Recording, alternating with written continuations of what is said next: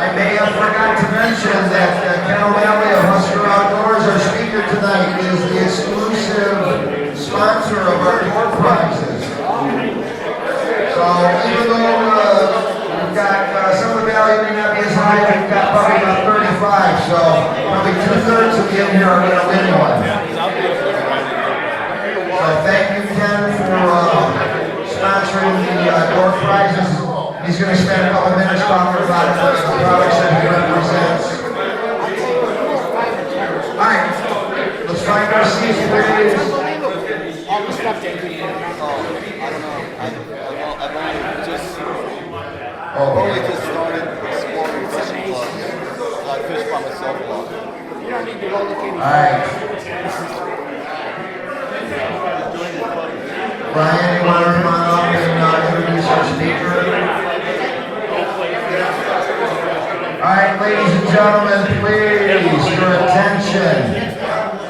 This is where the majority of our fees go to, is paying these guys. So let's get the most value by listening to them. Thank you. Brian?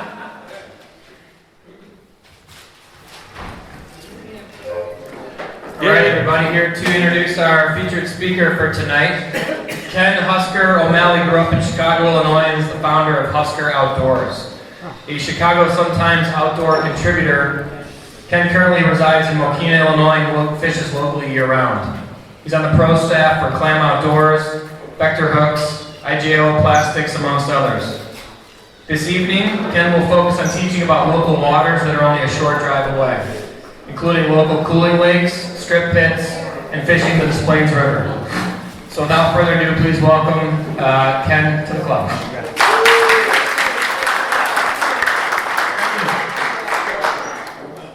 Good evening, everybody.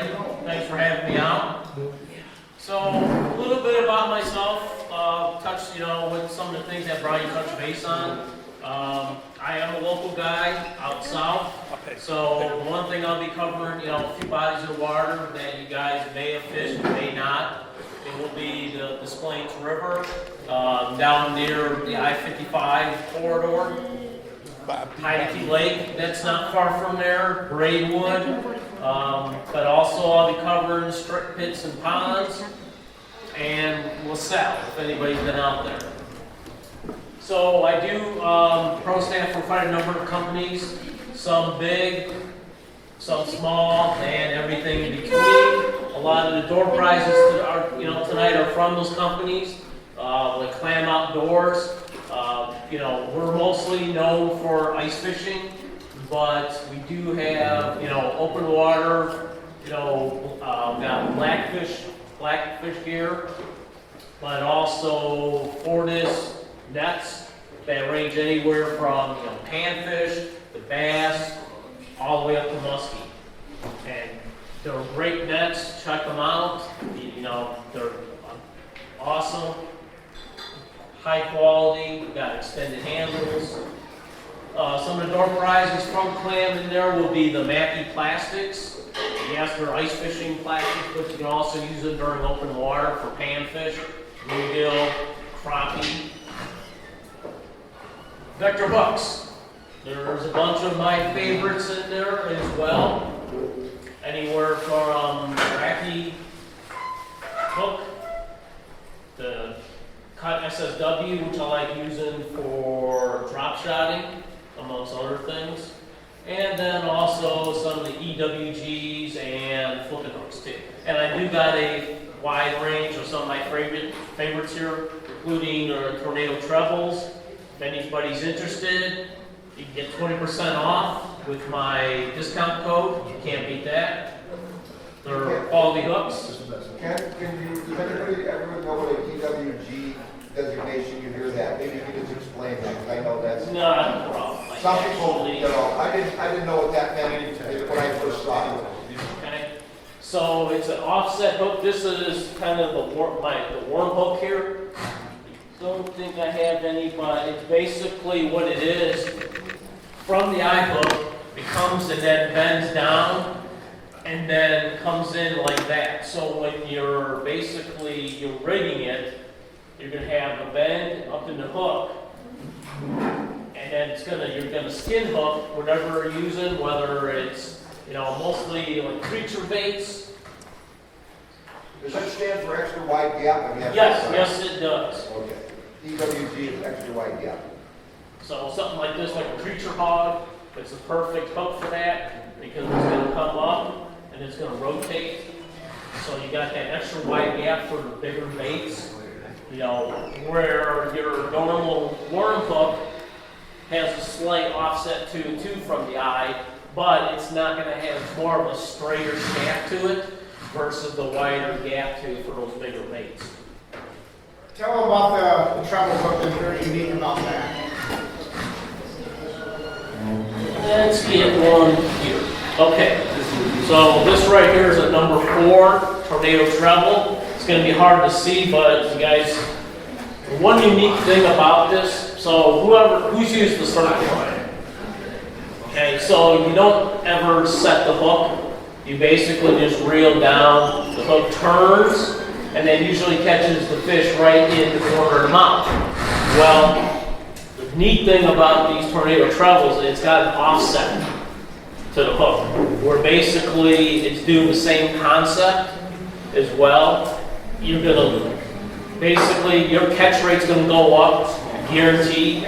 They're very strong as well, so you're not gonna break. I've never broken a hook from Vector yet. Nor is my one, my tournament, partner as well. And when we're fishing bass, we're setting the hooks, and you know what? We've broken hooks off before. But now we're Vector. But this is very unique in the industry with that twist. So you guys can come up and check them out. What they look like a little more up close. There's also feather hooks as well for like your 110 jerkbaits or your any top water, whether you're using a popper or I think I've got one here too that I brought. So it's the perfect. This one's a little used and abused though.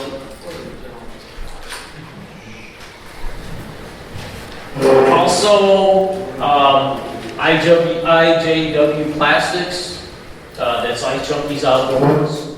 Mostly it's all ice fishing plastics, but we do have a lineup of open water, crappie, panfish. There's a bunch in the door prizes as well. 2 of my favorites. It's the panty crawler. It's just a little grub body with a tail. It's a great bait for crappie, for bluegill as well. And the quiver minnow. And there's a bunch of these in there as well too. This is basically a little jerk bait with a tail on the end of it, a split tail to it. And it's a 2-inch.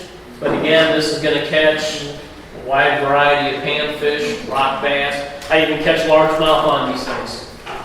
So, and the neat thing that I like usually fishing them under, which I've shown a few people, if anybody's ever used these before, rocket bobber.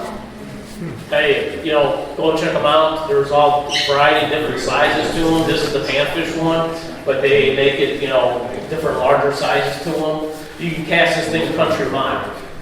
It's also got a hook remover up at the top too, and you can use it's either fixed there or you can use it as a slip bobber, and all it is just a turn, just a twist, and that's Rocket bobber? rocket bobber. Yep, yeah. There's I don't throw staff for these guys, but you know what? I swear by these things. Are they weighted? They're slightly weighted.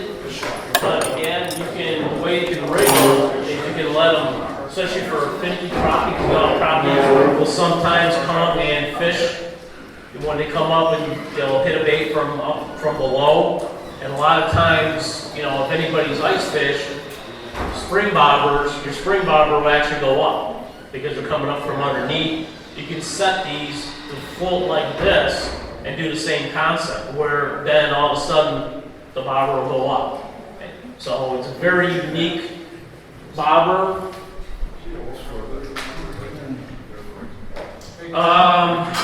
Whether you weren't fishing? Yes, sir. On the rocket power, did you mention that how the benefit of them being weighted, that you could really cast? Yeah, exactly. Sorry. Yeah, and you like I said, you know, for especially, you know, earlier in the season, you know, when you got, you know, crappie, bluegill up shallow, you don't want to get on top of them, or if they're relating to isolated patches of weeds, you can cast a distance beyond them and then bring it back, where, you know, a balsa, you're not going to be able to do the same thing because you're not going to be able to cast it that far out.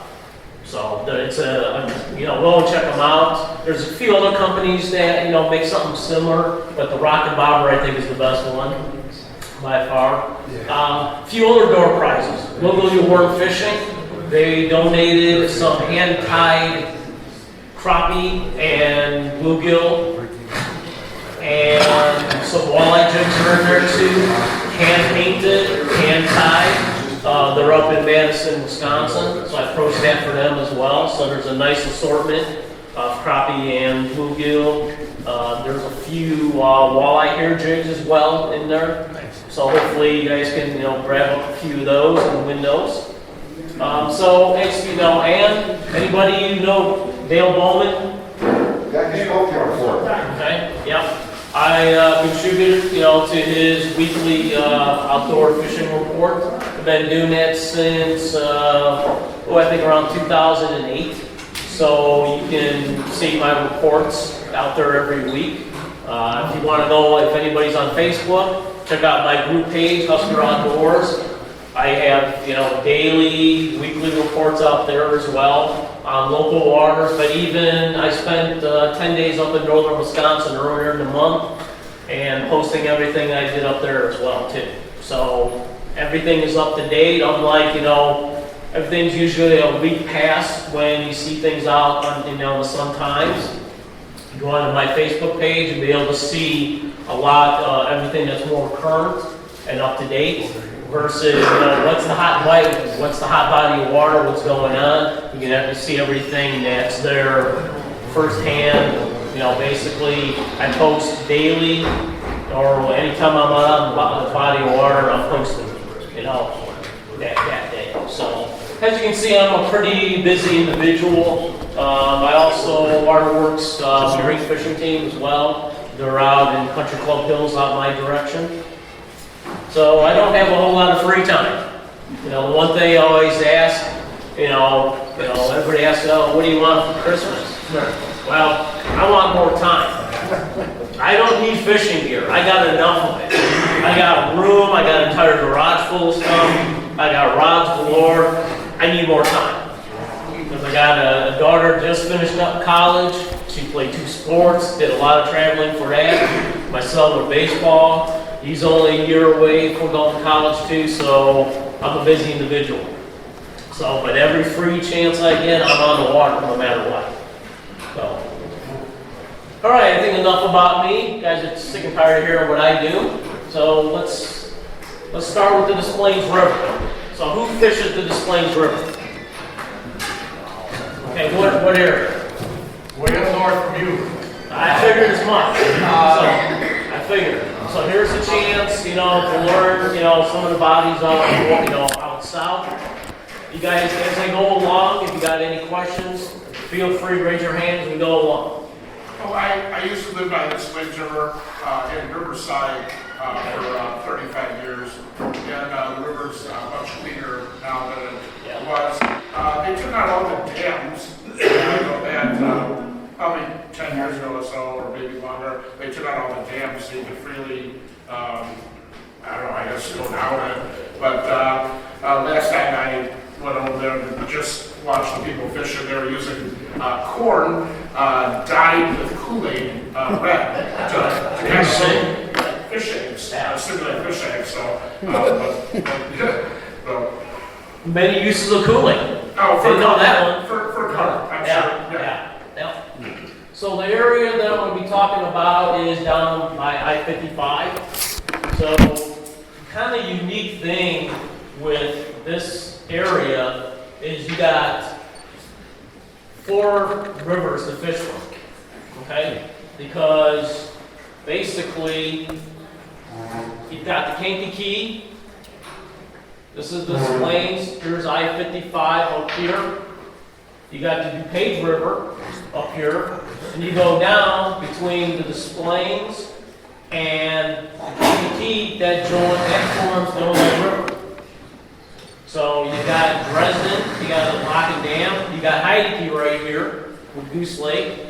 So there's, depending on the weather, rainfall, you've got a variety of different rivers to actually fish from with different conditions. You know, Kankakee, if it gets muddied up, which it does have a tendency of doing, you can fish the Des Plaines a little cleaner. Or go further down the river here, lock out, and go down towards Morris. It's an excellent smallmouth spot. Yes, I had some family that lived in Ottawa, but I'm not sure exactly where it is, but there's definitely two main rivers that join right there, like backyard. Ottawa, Illinois. Yep. Maybe it's the Kankakee in Illinois. I don't know. It's the Fox. Yeah, it's Oh, a Fox. Okay. Yep. Fox in Illinois. Yeah, and that area is, now that's, I'm not going that far down in the presentation, but that is an excellent area for smallmouth. Okay. And you know what? We've gone down that far during tournaments, walk through Dresden and go down there and get our kicker fish. So it's a little bit of a drive down there, but you know what? There's only been one time where we got caught coming back to lock in back again, and we were late for the weigh-in, which that's never a good thing. You never want to do that. What are the red marks? So that's the channel, and those are the buoy markers for the channel. Because there's barge traffic that runs through here. So the one thing with this area, as I'll talk about, is it's very industrialized. There's a lot of factories, there's a lot of discharges. Kankakee here is a little more natural. And then Illinois is as well. Once you get past, Heideke and you go further down the river, it gets to be a little more natural as well, especially in the area by the Fox. But going further upriver towards Joliet, there's a lot of industry there. It's kind of almost, you think about Mike Iaconelli, urban fishing, it's kind of similar to that, but it's a quality fishery. You have options, you got Big Basin up here, right by I-55 that you can launch at. That's usually where we launch out of our tournaments. It's $12 in, $12 out.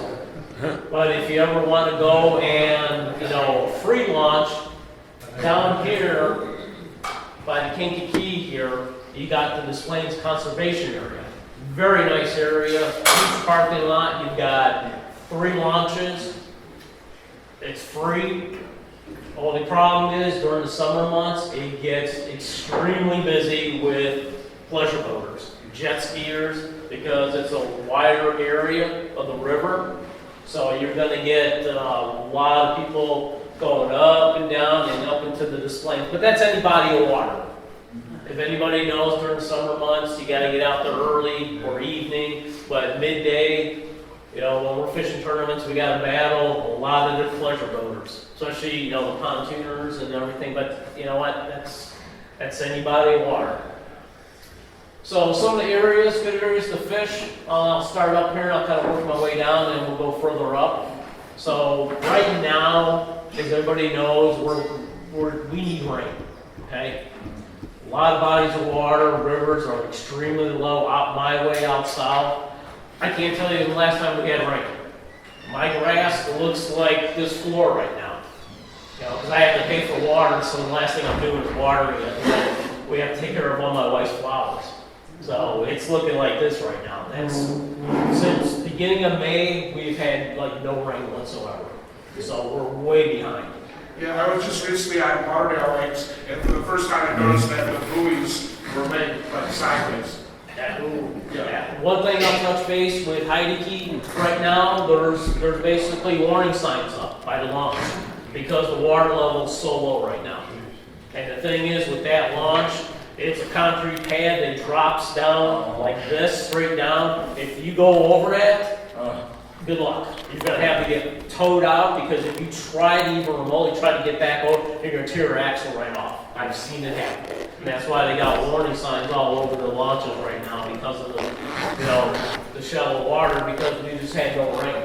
So this area right here, right where the DuPage comes in, this is an excellent area. It's a flat, it's skinny water, anywhere from a foot to 2 feet, loaded with lily pads.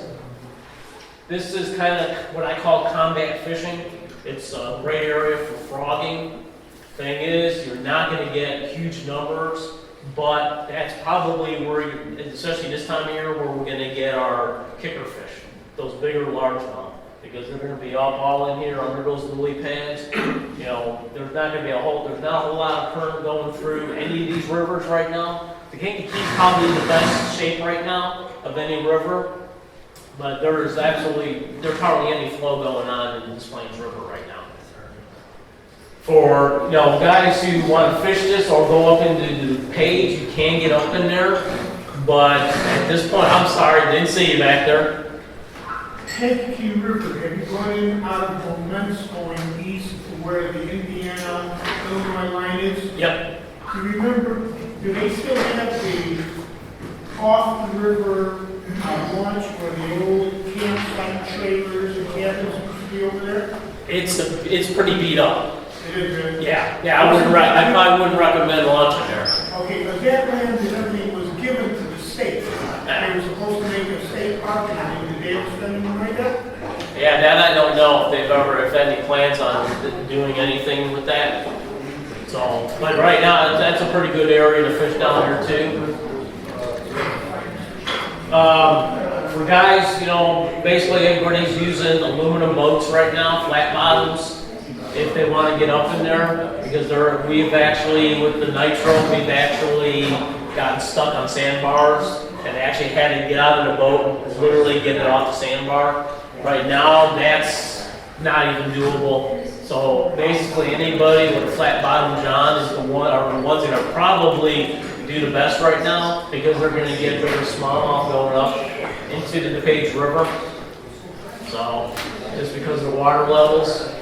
You go further down, right here, this is a good area to fish, as there's limestone rock ledges that go down, so excellent numbers here. You're not going to typically get big fish, but you're definitely going to get your 2 pound, 2.5 pound largemouth.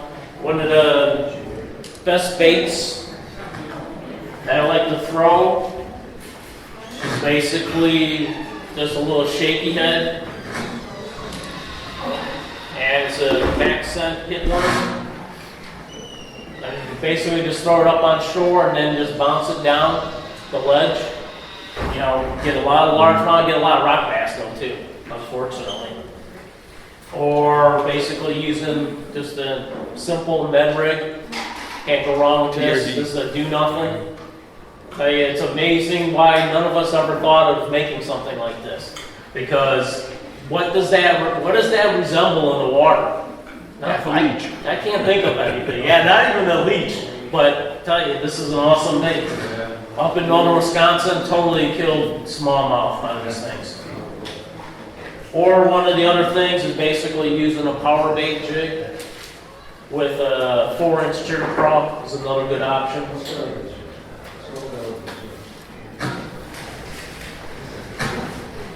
So going further down, this is a no-wake area, and this is a good place to fish right up in here, because with as you can see, the channel markers, it comes really close to shore. So this drops off very close off the shore. It's a very good, there's a couple rock points as well here before going up into the Kankakee. And then right across here, same thing too. You got skinny water right up to the shoreline, but then it literally just drops to 12 feet of water. Because you got the channel swings out, so when these barges come through, they're blowing holes. Just like if anybody's ever fished the Illinois River down Starved Rock area. There's a lot of holes in there, and it's because of the barges. Because when they got to make their turns and they hit their jets, They're basically blowing out those holes. Going up into the Kankakee, there's some good areas further up river here. There's some backwater areas right up in here that are good. But the one thing with any river, if there's no flow going, then you're not going to get bait fish and you're not going to get fish up in those backwaters. So you got to really pay attention to what the current's doing. If the bait fish are going in there, you got current swinging through here, past this island, you're going to get largemouth that are going to stack up in there. You got also areas around the sandbars here. If you can get, this area right here is a good place to hit early morning, because if you don't, you come back in the afternoon, there's going to be tons of people and tons of pleasure boaters just parking on the island because of the sandbar that's there. Again, you got some backwater in here too. That can be good depending on, again, current. And you can go about, and like I said, right in here is the conservation area with the free launch. And with your boat, you can only go as far as these railroad tracks right here, because after that it gets into really, really skinny, normal wading water if anybody's ever waded the Kankakee. And you got a lot of big boulders there too, so you're not basically, once you get past up to those railroad tracks, you're basically about as far as you can go. But there's a lot of houses here with a lot of docks, good area to pitch, different variety of baits. Chatterbaits is another always good option. Black and blue is always, because of that stained water. It's, even now this time of year, that water is not, clear. It's going to be a nice stain to it, so this is always a good option with a Kitech swim bait as a trailer. And of course, you can never go wrong with your, popper. This is, I think, on the displays, probably the best top water bait, versus like Chapo or walk the dog action. Popper, for whatever reason, seems to be really, probably the best go-to bait when top water early morning. Come on, your first launch. And then we go further down here, and again, this is now the Illinois River, and there's some good areas, past, Dresden here, and going further down the river. Let's work our way back up to I-55 area. So you got the Joliet refinery right here. The one thing I talked about, with a lot of the industry, okay, I'm gonna go back one real fast and talk about Dresden real fast before I go on. If anybody knows, okay, you got Heideke Lake right here, okay, but you also have the Dresden power plant, which is actually still running. When you finish, What's that? I have a question when you finish. Okay, all right. Well, you also got the discharge there from the power plant that goes into the Illinois River. Now, you can't go, our tournament rules, you can't go up into the discharge area, and Exelon doesn't want you up there either. They've got security guards, they will chase you out if they see your boat up in there. Based on, years ago, I haven't seen this in a very long time, but depending on security levels, they've had armed guards down there in the past, but this is going back quite a long way. But they will, security guards have, chase people out. But again, it's a discharge. Water temps, in the springtime are in the 65-degree range, where the main river is probably still in the upper 50s. So again, you got current, you got warmer water, you're going to find bait fish, or you're going to find fish stacked up in there. Whether they're in the current scene or a little further up, you can cast into there if you throw bait up in there. But again, they don't want you, run your boat up there at all. What's the proliferation of the Asian carp in this area? You know what? It's not bad. I haven't really run into them like I do down Starved Rock and further down on the Illinois River. Where if anybody's been there, they are absolutely loaded in there. They're fun to catch. They give a great fight.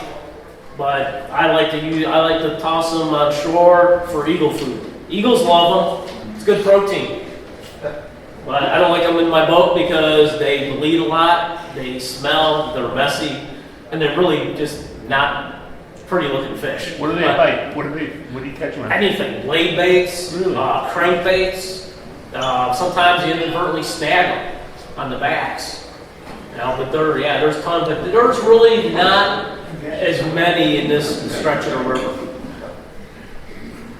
You got the Joliet refinery here. Again, there's another discharge right here. Okay.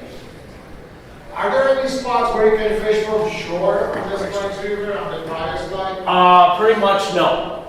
No, because of the fact that it's all industry, there's really not a whole lot of places where you can actually access to, shore fishing. How about the conservation area down there? You can actually, but it's, a lot of rock, wood, irregular, shoreline. It's more, you can actually wade it. If you go further up. So like I talked about with the railroad tracks, if you go further up, that's all good wading area though. I've actually gone down there and actually waded because there's bigger boulders. A lot of smallmouth like to, sit behind those boulders and basically, if I was a smallmouth, that's what I would do. Why fight the current? I'm going to let everything come to me. So you can find a lot of good smallmouth there. Is that all state property there? That's the Kind of outline the park. conservation area is, all, Kind of state run. Can you outline the park kind of? Yeah, it's all right up, all through here. All in this area. And like I said, the launch is about right there. And it's a nice launch. There's 3 ramps there. I know where that is. But again, there's a lot of pleasure boaters during the summer months now. I took out there. Used to go fishing.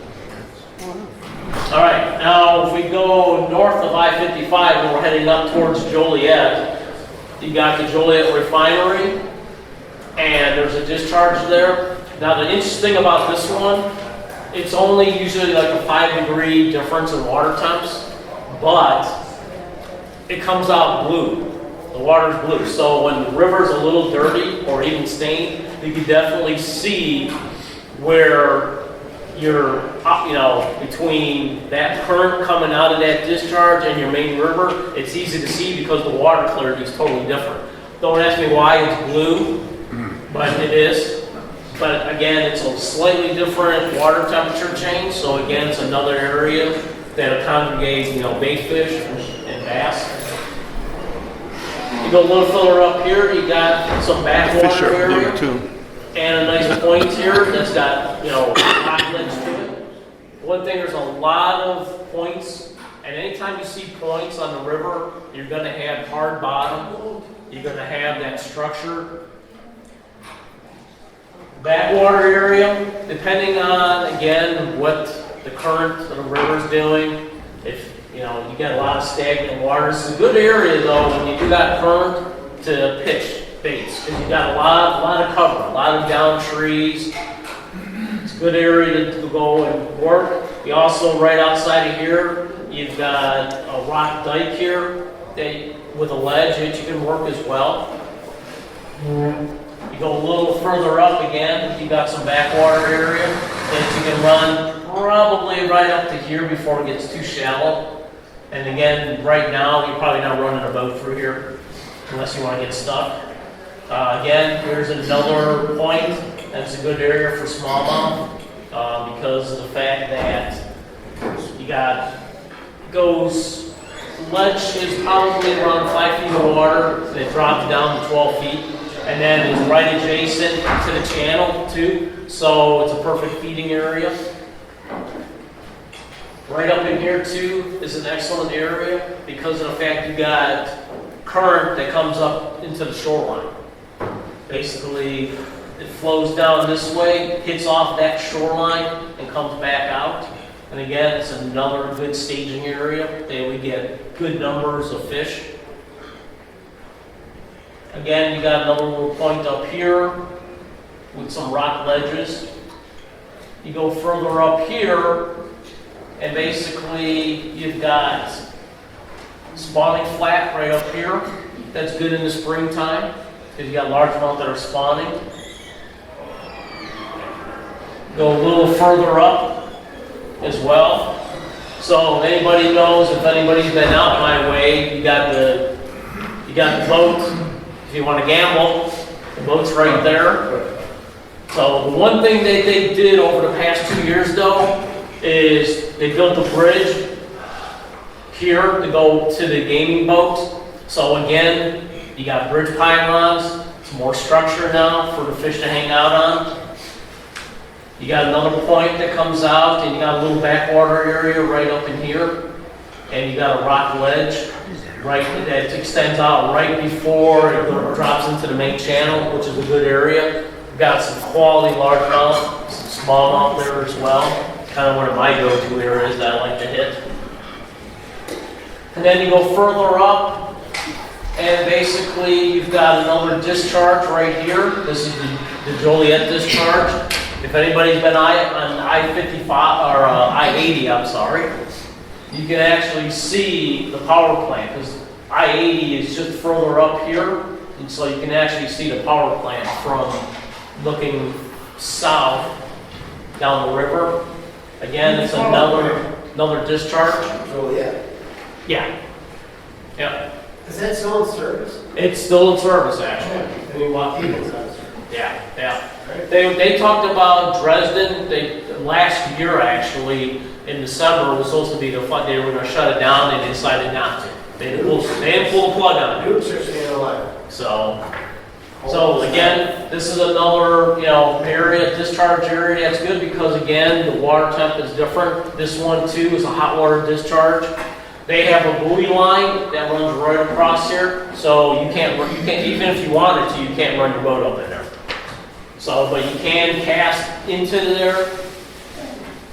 And right down through here, you got that extra current, warmer water. So this area right here along the shoreline is another good area to fish. Again, this is a lot of industry. You've got some other smaller discharges. There's one by the dock tie downs right up in here.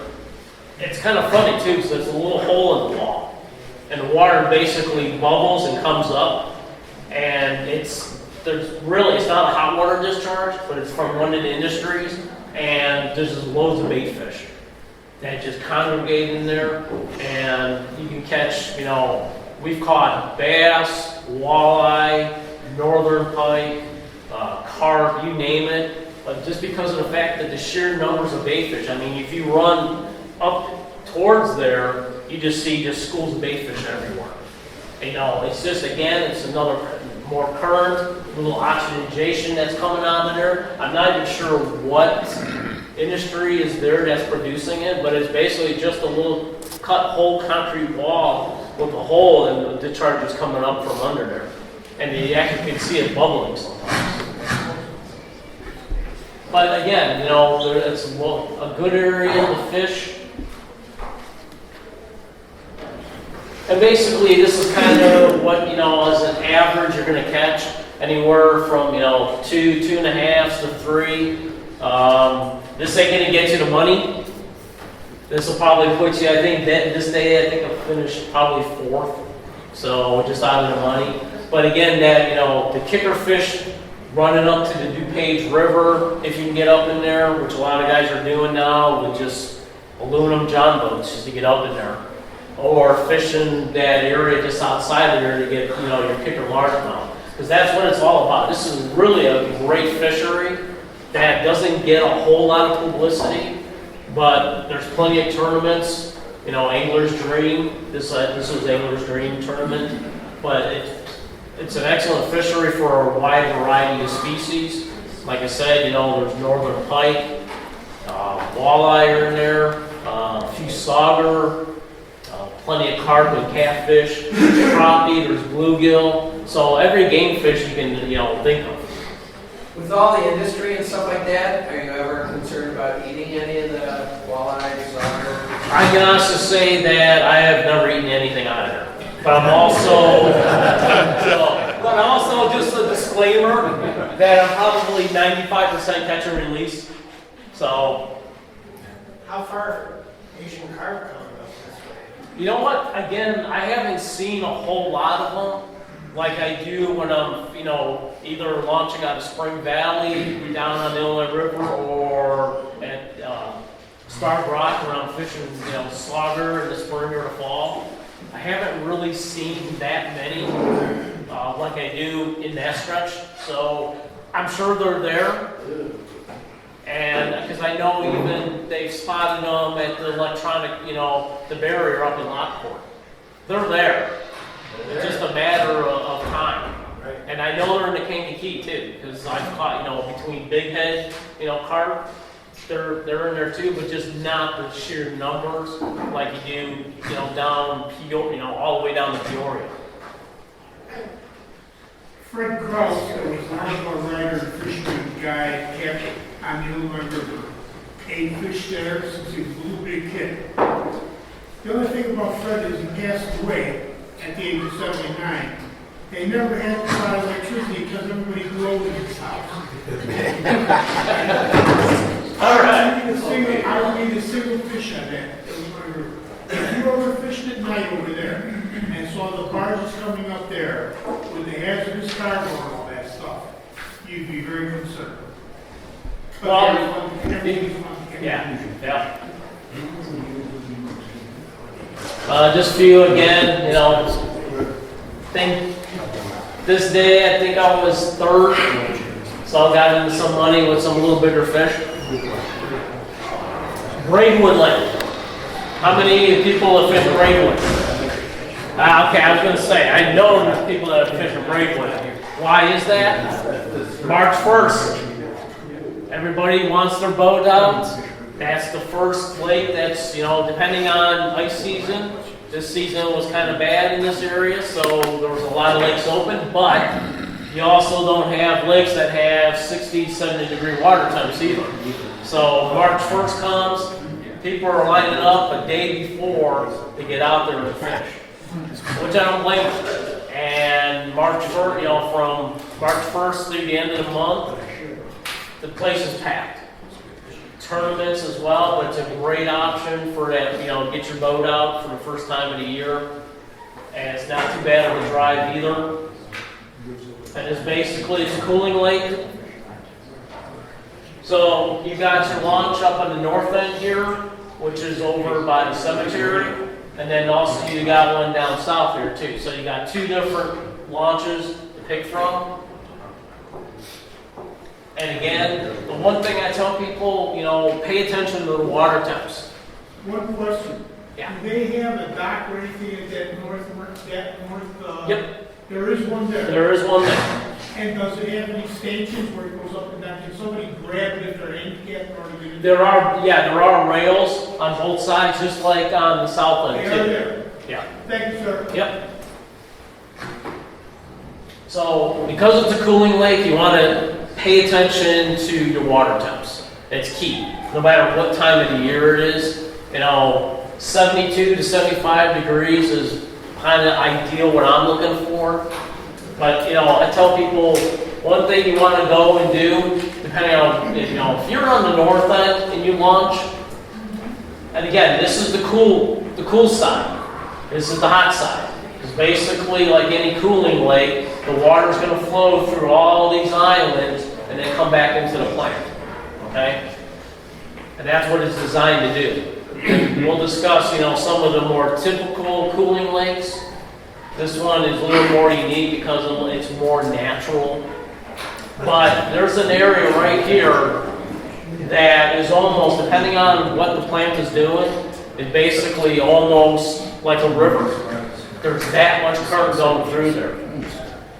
And again, because of that, it's a great area to fish because you have currency, but it's also a good indication of how much the plant is producing. Because there are times where you can pull up in there and the boat will slide right on back because it's almost like you were on the Kankakee River. That's how much current's going through there. So early season, first, through March, you can't go wrong with the white spinnerbait. You're gonna, 7,500 fish, easy, okay? Same thing with the chatterbait as well. It's another high-tech trailer to it. And then as the season kind of goes along, I'll start pitching, jigs. And you gotta remember that, this lake is heavily pressured, especially the first month of the season. The one thing I like that they're doing this year is now starting for the summer months through August, there's no tournaments. This is the first time they're doing that where they're not allowing any tournaments, which is a great thing because these fish get stressed. Not only tournament after tournament every week, but these water temps are going to start going up. Depending on how hot the summer is going to be, you're going to have water temps that are in the 90s. So these fish are stressed. The last thing you don't want to do is put them in the live well too. So that's a nice thing that this is the first time. So I think that's going to help with the mortality rates with the largemouth bass and smallmouth that they're not doing any tournaments. So good option as well is a crankbait. This is an Arishi Storm number 3. It's got a computer chip on it, but it's a square bill. And I've not broken one of these yet. Banging them off with cover, rocks. What's the computer chip supposed to do? It's just stronger. There's a few companies that make, see, it's a little stronger than normal plastic. Okay. It's more durable. I haven't broken one yet. I tried, but so far no dust. Yeah, it's a good option.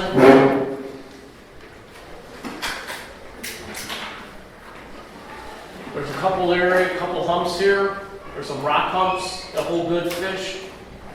Now the one thing, if you've ever been out there, shorelines all look the same, which is very true, but pay attention to one thing. The steeper the hill, that goes into deeper water. The more flat the shoreline is, you've got a flat, then that drops off into deeper water, but it's shallow. So you got to pay attention to that, because that actually is key, especially as the season goes along and you want to get those big fish, because you can catch 2-3 pound bass all day long. But if you really want to get the big ones, the 4s, the 5s, you're going to have to grind, do the work, and pitch into that shoreline, because that's where they're at. Sometimes these fish are up in the reeds in a foot of water or less, and just basically flipping, Good option is the Mayhem flipping hook from Vector. That's my go-to. This is a 4-rod. That's usually when I'm, throwing, unless I'm going down with a smaller bait. And basically, I'm just, flipping like creature baits. And again, the one thing you want to do is pay attention to the current, water temps. This area right here from the south launch, there's a rock wall here. That's really good to fish from. It's got riprap to it. And then just all, these points. All these points here are gonna be current seams because of the current, especially if the plant's producing. And again, pay attention to the shorelines. What shorelines have deep water, which ones don't. And that's going to determine, again, pattern-wise, what the fish are doing. This shoreline here down on the cold side is a good area. There's a lot of cover there, a lot of wood. And there's also another discharge right up in here too. There's a buoy line there, which is right here. So you're not allowed to go up in there, but again, there's a ton of bait fish. You're going to see seagulls galore up there because of all the bait fish that are up there, that are stacked up there. While again, bait fish are going to equal predators. They're going to be up in there. So it's a good area to fish. Same with the rod in here. and these back water areas as well. Again, if the plant's producing, those bass are going to be further up in these little points, these little backwater areas as well. And those are some of the bigger ones that I'm talking about. Because as you can see, what's right behind you? The shore, the reeds. That's where I'm getting those things. That's where I'm getting fish like that. That's for the water. But that's what they do. They go and they tuck up in there, and you got to basically, you know, again, some of the irregularities of the shorelines, that's where you want to kind of focus on, where you can get a bait down in there and get those fish out of. I'm using 30-pound braid with, you know, I don't even bother with fluorocarbon leader because the water clarity, it doesn't really call for that. So I'm tying my jig right to the braid and just basically just ripping them out of there. You know, getting them out of there. You know, again, the same thing. This is early season, beginning of March. Don't comment on my hat, by the way. Okay? I know you're all thinking it. Oh, here we go. Here's a guy. I'm like, all right. I know you're all thinking it. That's all right, though. Okay? LaSalle Lake. Who's ever been out to LaSalle? All right, a lot more people than I actually thought because of the fact that it's all the way out in Seneca. So for me, that's an hour drive. So anybody coming from north, that's even a lot longer. Now LaSalle opens up March 15th. So it's the second lake behind Braidwood. Okay. This one though is a little more unique. This is more of a typical cooling lake. And basically it looks like a big radiator. And that's what it's designed for. So the one thing about this lake that everybody who's been out there, pay attention to the winds. Because if the winds are 10 to 15 miles per hour, more than likely they're going to shut it down. Because you've got to add 10 to 15 on top of that. Because that's how perched this lake is. If anybody's been down to Powerton, down in Peoria, same thing, same concept. There's an access road. This is the hot water district, the chute where the hot water comes out of. There's an access road back here. Okay, if you run up your boat up in here, you are eye level with the power lines, the poles. That's how high up you're sitting. So there's a number you can call. So I always recommend calling to make sure the lake is open because you don't want to drive all the way out there and the lake's closed because of the winds. So there's a number, the DNR, specifically for LaSalle. If anybody wants the number afterwards, I'll give it to you. I've got it on my phone. What's the threshold for the winds? They are pretty stingy these days because there's been a lot of accidents out on this lake over the years with people going out in 14-foot johns, and it can get as rough as Lake Michigan. I've got a big boat, and a few years back, there was a storm approaching. Light was good. Who hasn't stayed on the water a little longer than they should have? Coming back into the launch, I literally had to go this first pool, total full idle, because of the fact I had water crashing over my nose. That's how bad it got. That's all I could do was just have my bilge just keep pumping it out. That's how bad it got. But again, water type. So the launch is down here. So in the month of March, beginning of April, I'm usually out 2 days after the opener. So I like to go out on St. Patrick's Day. Let the crowds, do their thing. I don't like waiting in lines. It's the last thing. I do enough of that in traffic. So usually give it a day or two. Water temps can be, I've seen it as cold as 52 degrees. Up here in the discharge area, it's in the 70s. So it's a wide swing in water temps. This year it was a little warmer. I think water temps were almost near 60. and this was almost going near 80 degrees. But I've seen it where I've come back after, all day, coming back in to get the boat out, and the water temps down in here are 10 to 15 degrees warmer than when I first started in the morning, depending on what the plant's producing. So you can run up this hot water chute right up to here.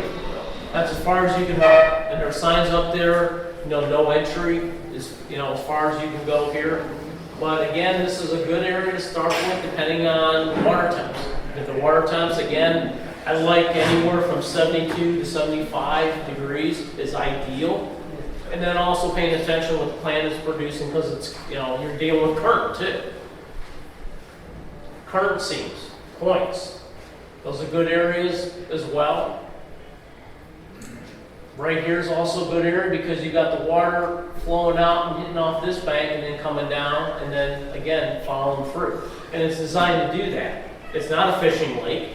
It's for the power plant. It's a new plant, and it's designed to cool the water before it goes back into the plant. But it also is a very good fishing lake though as well, especially early season. This area here at the east shoreline is a really good area for some decent bluegill. You can get 8s, 9s. I've seen big as almost near 9.5, close to 10. This shoreline for the east side of the lake is really good. Again, this is all riprap throughout the entire lake. So, fish are relating to the mud line, to the riprap. And a lot of times the fish will also tuck in there into the rocks as well. There's some humps throughout as well, the fish. How many people like to fish for blue cats? Okay, this lake is loaded with them. Okay, I usually start out fishing for bass, largemouth, smallmouth. Smallmouth population seems to have fluctuated over the years. It's not as good as it used to be. Largemouth though are still good. But blue cats. So come noontime, 1 o'clock, I'll switch off and I'll drop shot for blue cats. Bait I'm using is a Gulp 4-inch natural night crawler. They absolutely love it. I'll go through 3-4 packs of it in an afternoon. That's how many blue cats I'm catching. And basically I'm either fishing, the humps throughout the lakes, and through here, or current areas. And again, water temps. That's the thing I'm kind of focusing on. For bass or anything, again, and this is kind of my go-to for the springtime, this red Arishi number 3.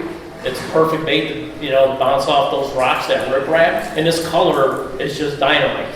That red craw during the month of March. And you can pretty much catch anything. I actually had a carp, and I got a picture of it, that actually inhaled this thing. It wasn't snagged. He was eating the whole thing. The only thing I saw out of his mouth was the bill, nothing else. Hey Ken, with it being a cooler, how warm does the Gulf Launch area get in August? What's that water temp in August? It can spike, and there's been several fish kills, just like out of Braidwood, but this lake has seen probably more of them. I've seen water temps as high as 95. So think about your outboard too with that, because it's designed to cool. It's a water-cooled engine, and you're pushing 90+ degree, water through it too. So you gotta really kind of pay attention to it. In the summertime, just how hot that lake is getting. But I've seen it. During the summer months, I stay away from the south. I like fishing it March to April before hitting Heideke, which I'll get to in a bit, because Heideke is no longer cooler. But March, April, it's another great option, especially with Braidwood, being so crowded. What's the launch look like? When I was out there a couple of years ago, it was in pretty bad shape. There was, from the parking lot, when you're launching, the far right one was closed for a while because there was the ramp needed repaired because there was a huge pothole, if you want to call it. So there was one season that ramp was pretty much closed. But there's three ramps there. They're all in perfect condition now. And there's plenty of docks. So not only do you have the docks that are parallel with the ramps, but along here, you've got docks there as well. You know, and the nice thing about LaSalle too, there's plenty of shore fishing all throughout, but you're gonna have to hike it though. I've seen guys usually use their bikes and just basically, you know, there's an access road on top of the dike here. They can go all the way through. I've seen guys all the way down here, all the way up to here, to this point too. Again though, you gotta use a bike because you're not gonna walk that. They're using electric bikes now.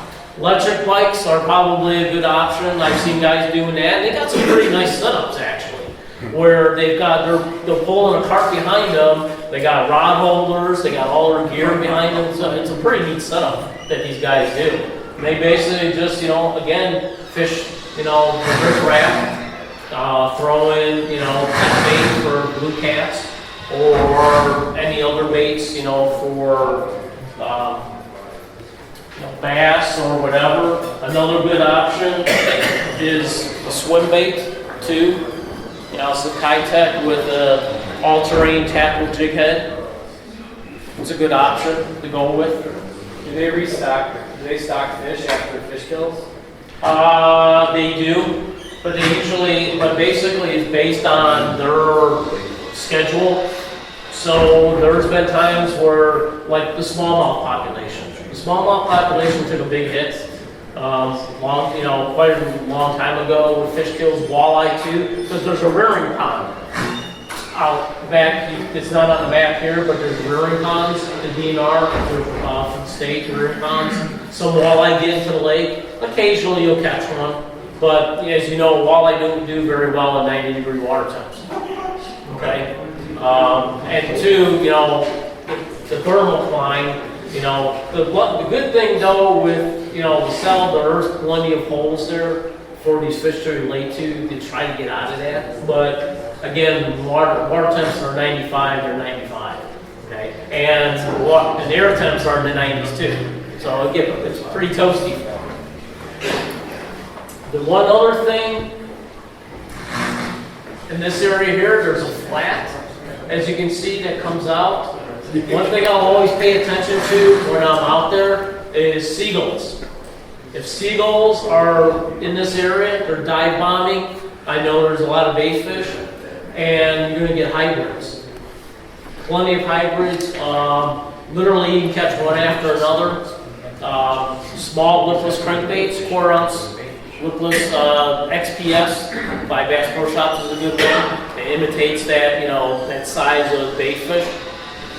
On your map, you showed the white area. Is that land or is that? No, that's all water. So basically, think of it this way. So you've got 3 different pools, here, here, and here, and they all with varying water temps. Okay, so yeah. Because again, this is the hot side, this is the hot water chute. A temperature map? Okay. Yep, and then comes through here, and the water basically through, and then back into the plant. Okay? And like I said, they can 20-degree water temperature change between this first pool and this one. White is deep, right? Yep. Yep. And this is more, these are all navionics, so I don't know if anybody uses those chips on their boats. So this is what these are all from.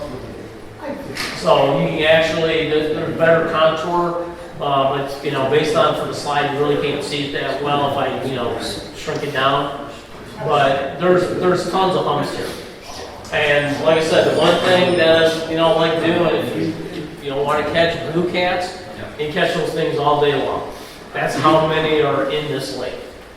You know, and they're you know, and I don't focus on catfish, but when I'm out here, I do, because it's just, they're a ball. And you can get some pretty good sized ones.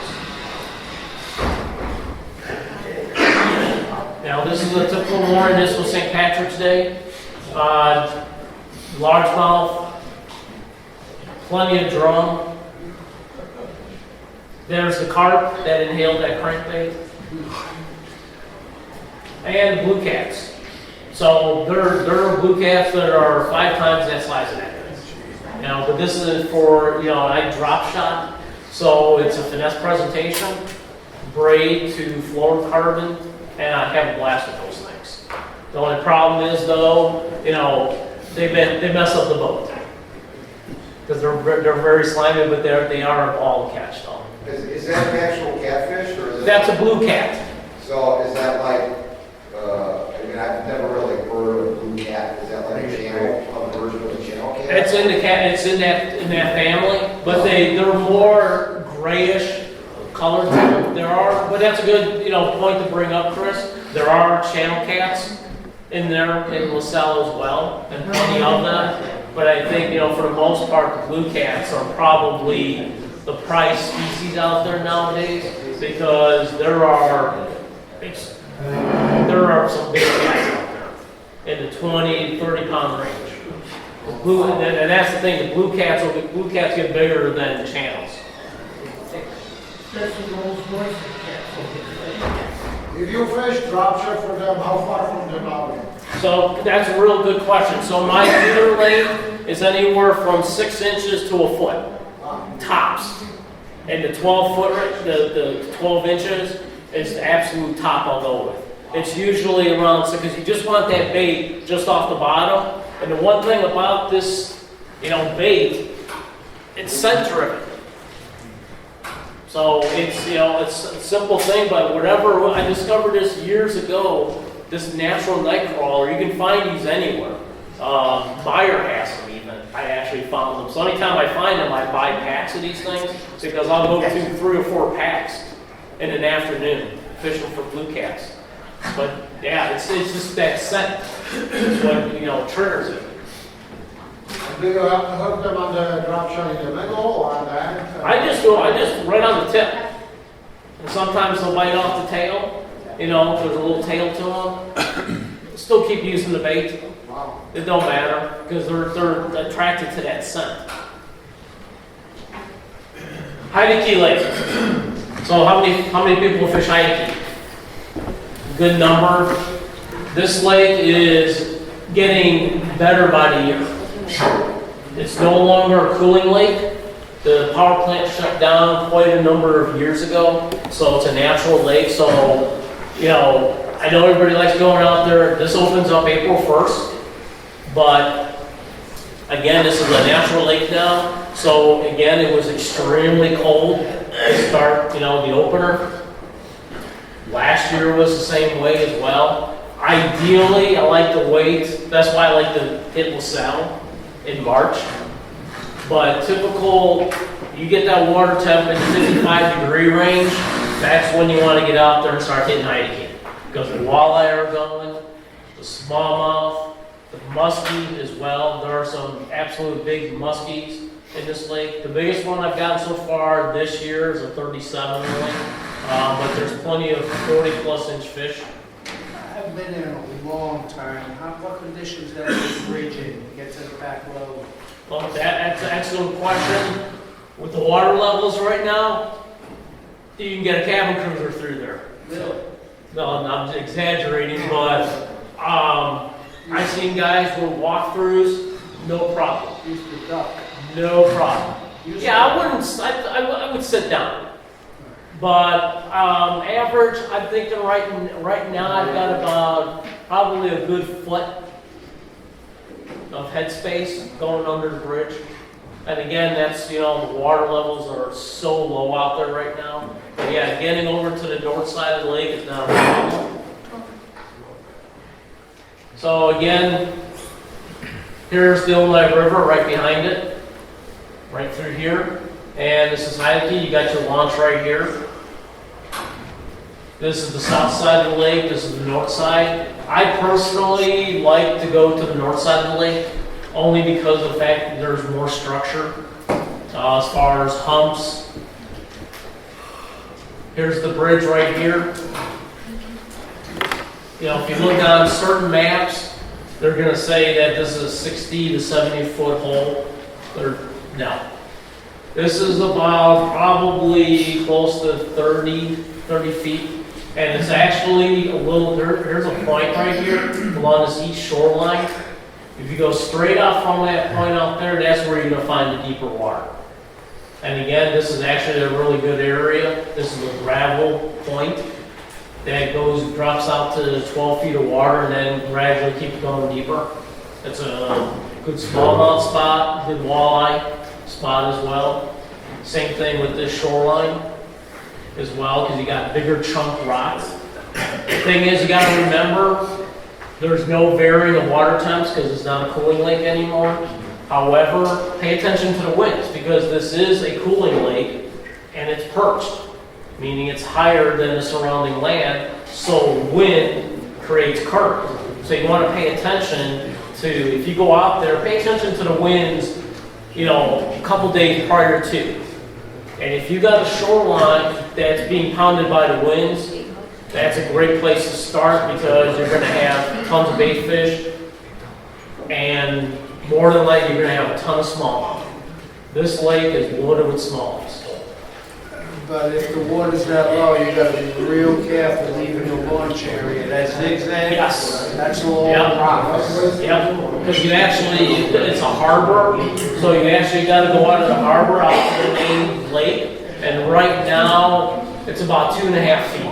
You'll lose a crop. So I would recommend if you're out going out there this summer, especially if we're not getting any rain anytime soon, definitely trim up going out of there because you don't want to, you know, lose a crop Right, or that's what you'll hang it up pretty back. Like I said, water levels are about 2.5 feet going on that harbor right now, and probably will continue to get lower because, you know, we're not supposed to see a whole lot of rain out south for any time. I think a little bit on Sunday. That's about it. Can we go back to that shoreline? So basically the shoreline is windy. Is that because the water temperature is going to be higher on that shoreline?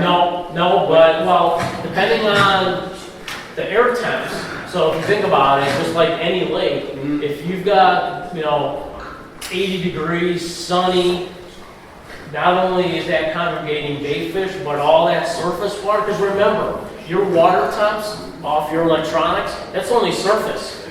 It's always colder below, but still pay attention to that because of the fact that that warmer water, if that wind's been blowing against the shoreline for a couple days, that shoreline is going to be a little warmer than other areas, and which is going to again congregate the bait fish, which is then going to draw in all the predators as well.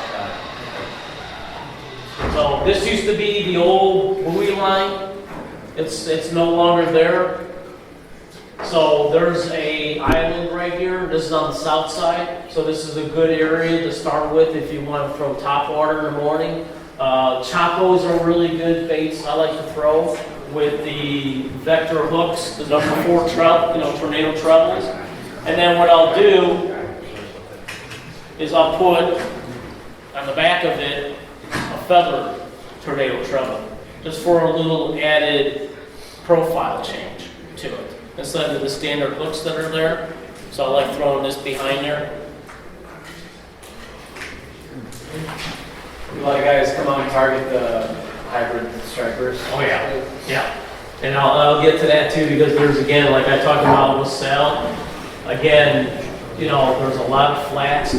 The one thing with, you know, Heineke, everybody looks at it just from the eye, you know, from the boat, and it looks featureless. A lot of riprap to it on shorelines, but there's a lot of humps. A lot of saddles throughout this lake. You know, if you don't know it that well, one thing I did a long time ago was just take the electronics, patrol the lake, you know, for walleye, hybrids, bass, whatever, but also marking all my electronics, marking, you know, waypoints to, you know, go back to, because there's so much, you know, structure in this lake. It's actually unbelievable. You know, the number, you know, drop-offs. And the thing, you know, too here, yeah, here's another good area to focus on, because you got a little bit of irregularity to the shoreline. Same one down here too. But the one thing, you know, if you got side imaging on any of these lakes, use it. Because the one thing use your side imaging, whether it's LaSalle, Braidwood, Heideke, find a spot on spot, okay? Because all this was man-made, so you're going to have irregularities that you can't see underwater. Just a little area that's going to extend out before it gets to the mudline. Because that's what every rock dike here is. You've got your chunk rock, then you've got sporadic throughout, and then you've got your mudline. And then it usually drops off. Again, pay attention to all those irregularities, those spot-on spots, because those are going to be the difference makers to where you're fishing and what's holding fish. The north shoreline along in here, from here on down, is a good area, depending on, again, what the winds are doing. Some reason, we've been stuck with a lot of northeasterlies this season, if anybody's noticed. When I was actually up in northern Wisconsin for 10 days earlier in the month, that's all we had. We still had, you know, air temps 75, 80 degrees. It was actually, some days it was warmer up there than here, but it was all northeast winds. I've never seen a stretch of spring where the winds have been the same. I've been focusing a lot on this shoreline because of the fact that the winds have been beating down the shoreline constantly. This is more what you would call the natural shoreline. So there's a lot of flats here. Some, you know, right from the launch here, there's some riprap. This area here, right through here, that's a good area for muskie because they're spawning. So a lot of times they stage in this area, or you can catch them up here. My buddy, he got mid-30s right up in here on this shoreline, but there's tons of muskie out there. I definitely predict that the next state record's coming out of Heidi. I know Shab has, I think the last 2 now, and numerous other ones in the past, but Heideke's definitely gonna produce the next state record. They're there. You know, in the springtime, the nets produced almost a 50. And I actually saw a picture of it, and it's a big fish. Because there's so much bait fish in this lake, the walleye are getting big.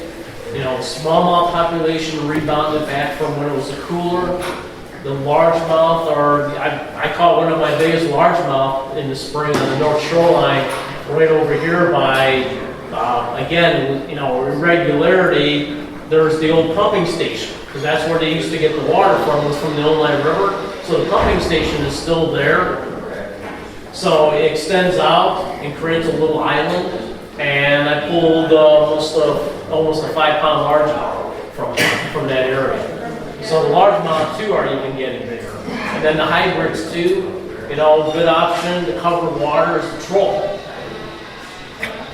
What's the difference in the size of all three compared to one another? Which is the biggest? There's lakes.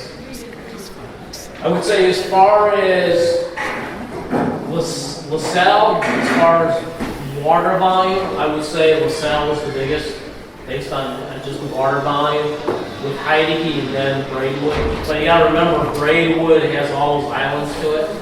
So, where, you know, Heideke and LaSalle doesn't. But definitely, LaSalle is the biggest of the 3 lakes, without question. And then with featured fish, you said kind of blue cash in LaSalle, would you say smallies here? I would say probably, for me, it's smallmouth, because I love my bass. But walleye are phenomenal on this lake, especially, you know, early spring, because you think about it, the lake doesn't open until April 1st. So the walleye are post-spawn, okay? Yeah, you know, smallmouth, they didn't start spawning until, I didn't start seeing beds until probably mid-May.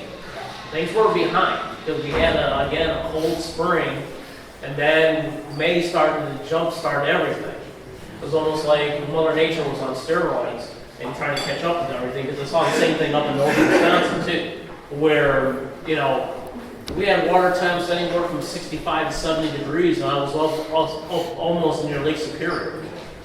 And I didn't expect that since ice out was literally the weekend of the opener. And for a month later to have those kind of water temps. But again, that's kind of, you know, what happened out here too. Water is gin clear. You've got at least, with Heideke, probably a good foot of visibility, if not more.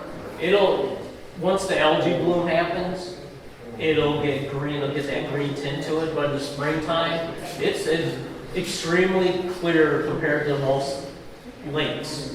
You know, like Braidwood, you know, the river, LaSalle. Heideke was very clear again this past spring. So you could actually see the smallmouth sitting on the bench, you know, mid-May. But again, and then, you know, the muskie were spawning too right around that same time frame, early May, you know, late April, right around in that area as well. What would you say for Braidwood for featured species? If you had to pick one. Largemouth. Yeah, without question. But, you know, they also, you know, have channel cats in there. They got hybrids. There are smallmouth in there.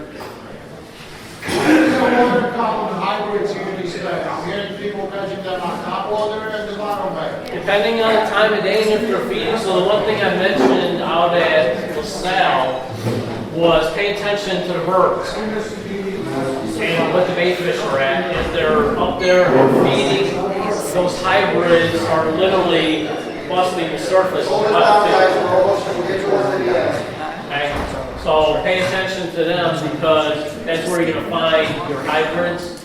And they, you know, summer months they'll sit in the thermocline. So using flicker shads is a good option out there for at school, or early morning or later evening to throw top water, or just run in, you know, lipless crankbaits through the schools. So this is, you know, pretty much your average smallmouth that you're going to catch. You know, it's not unheard of, 60, 70 fish a day.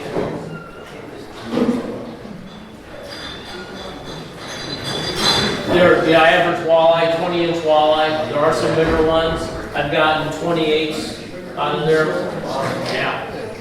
Like I said, the biggest muskie I got so far was a 37, but it was a healthy, you know, fish though. And that's where I keep saying that, you know, the next state record is going to come from that lake. Okay.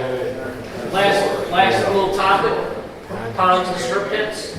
That's kind of where I got my start as far as, you know, working, you know, with Dale Bowman way back when, you know, doing reports for him. You know, one thing, you know, strip pits, you know, we got a lot of them out south. I don't think they're, you know, not as frequent up, you know, in this area or, you know, near the border, but out south, they're all over the place. Some are on private property that I have access to. Some are public, but most of them are private.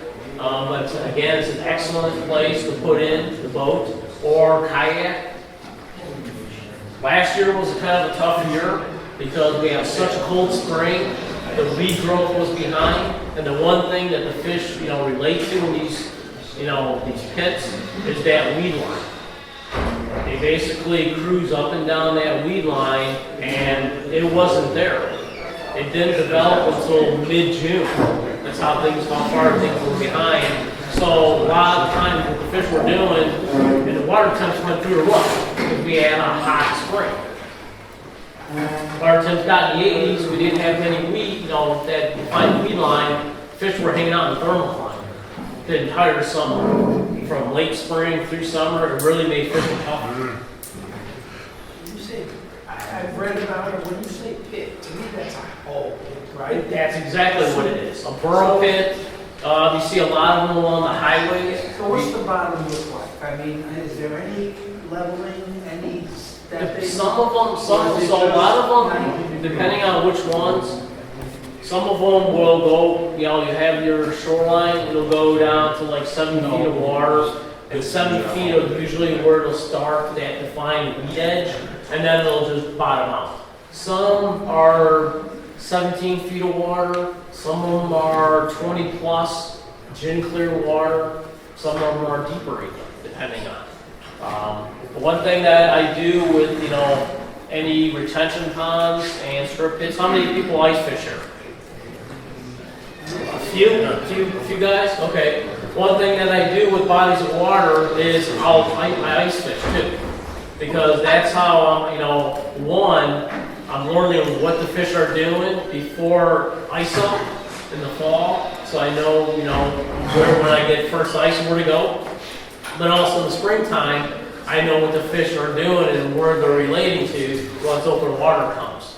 So then I also know the depths, especially if, some of them I can only shore fish from.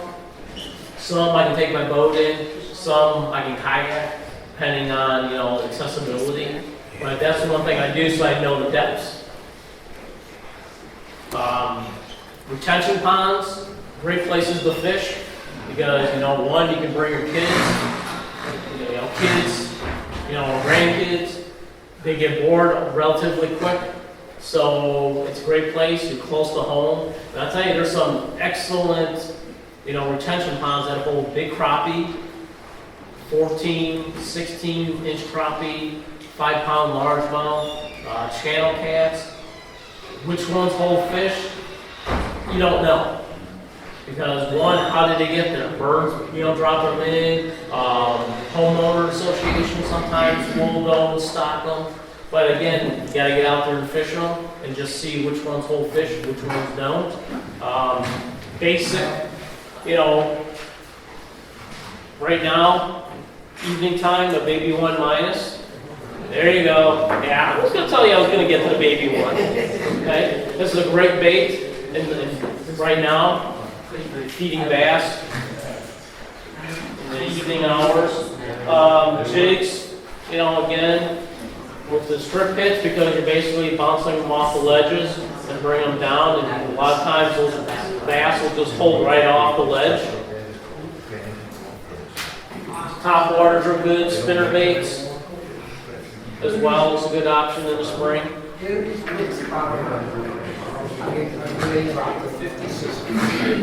The ones I fish don't go around that deep. Most of them are anywhere from 17 to 25 to 30, somewhere in there. Yeah, but some of them are deeper, but they're not, like the rock quarries that you're thinking of. Yeah. Strip pit. But again, if you travel the highway, especially down south, go down 57, they're everywhere. It's all private property. I got access to a lot of those that I can fish.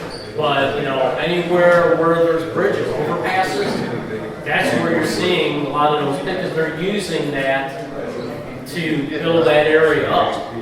So that's where you're going to see a lot of them adjacent to. Mazonia, if anybody's been out to Mazonia, just near Braidwood, again, those are good areas to fish. You can bring your boat and launch there. You got kayak as well. Again, the same concept. So basically, you basically have now, just like any body of water, these fish all have seasonal movements, even if it's a small body of water. From springtime, when they're spawning, to summer, when they're hanging out in the main basin, to fall, when they're coming back in. And then all the way to ice up.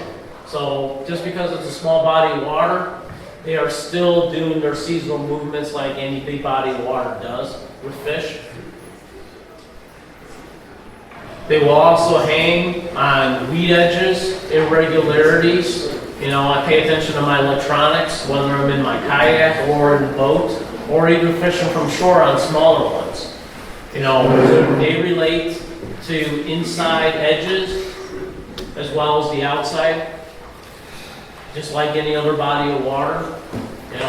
For panfish or crappie, again, like I was mentioning, rocket bobber is a perfect, especially if you're fishing from shore, this is a perfect tool because you can cast the thing a country mile. It's not like balsa, where you gotta weigh it down just to try to zing it as far as you possibly can.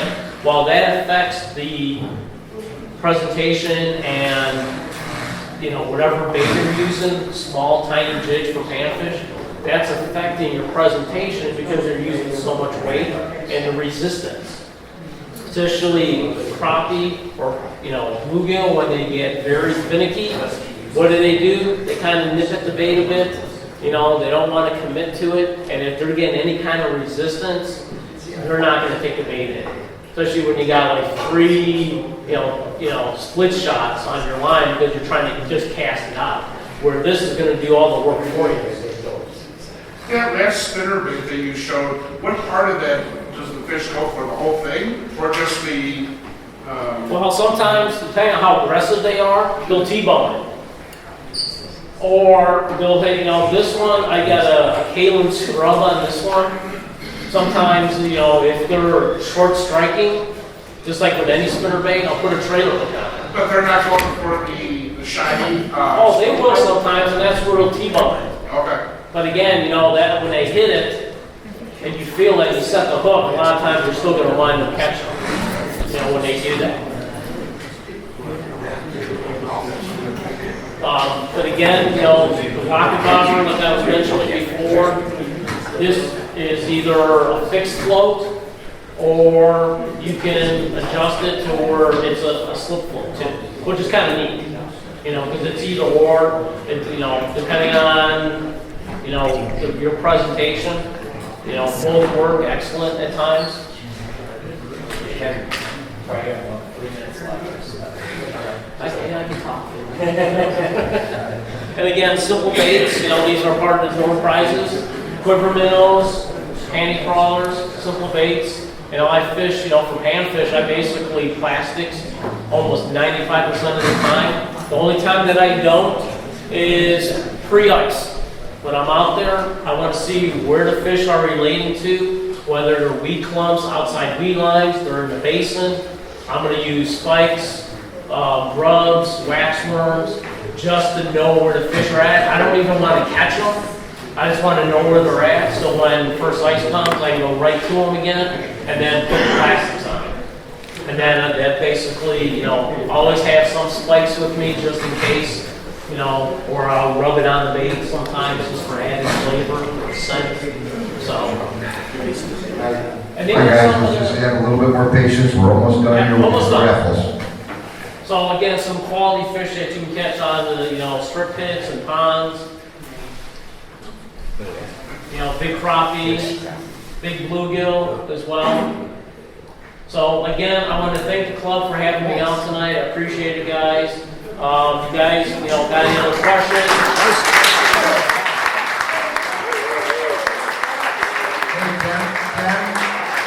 Ken, you do some great posting on your Facebook page. So, I know not everybody who's on Facebook, but I like to see your posts. So just tell everybody where they can follow you again. Yeah, you can go out to my group page, Husker Outdoors, and join. It's a private group, so it's not public. So not everybody's going to see, not everybody in the world's going to see your information because it is a private group. I got my own personal page. You can, I'll post stuff there as well too, but the things that are in the Sun Times on a weekly basis, everything is up to date on my group page. Anytime I'm on the water, I'm posting reports in detail. So what the hot bodies of water, what hot baits are going, and use that information to get out there and catch more fish for you guys. You can't get any better information than that on a daily basis. And Ken, one more time, you said a couple of your products have discount codes. If you could repeat that, please. Yeah, anybody wants to come up, check out Vector Books. I got my discount code, you get 20%. You can't beat that. And check out some of my go-to, books right here. Check them out. All right, let's give Ken a big hand. Thank you so much for coming out. All right, again, as I mentioned before, Ken has donated all of our door prizes today. We've got about 35, so we're going to run through the numbers really quick.